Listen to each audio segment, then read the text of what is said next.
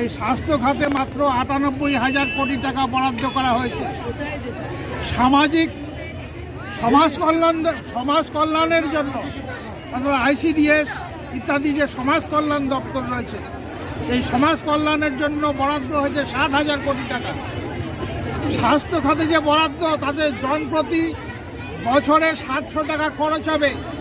সমাজ কল্যাণের এই যে গোটা দেশ জুড়ে ১ লক্ষ লক্ষ অঙ্গনওয়াড়ি কেন্দ্র, সেখানে মানে সামান্য ৬০,০০০ কোটি টাকা মাত্র বরাদ্দ হয়েছে।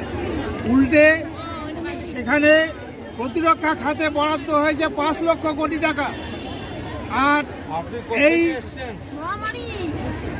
ট্যাক্স, ডাইরেক্ট ট্যাক্স যারা দেয়, সেই পুঁজিপতিদের পক্ষ থেকে পুঁজিপতিদের সুবিধা দেওয়ার জন্য এই বাজেটে ১ লক্ষ কোটি টাকা ট্যাক্স ছাড় দেওয়া হয়েছে। মধ্যবিত্তদের জন্য ১২ লক্ষ টাকার ট্যাক্সের ছাড় দেওয়া হয়েছে।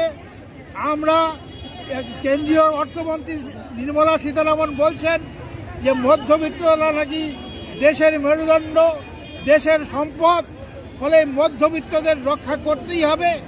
এই হচ্ছে কেন্দ্রীয় সরকারের বাজেট।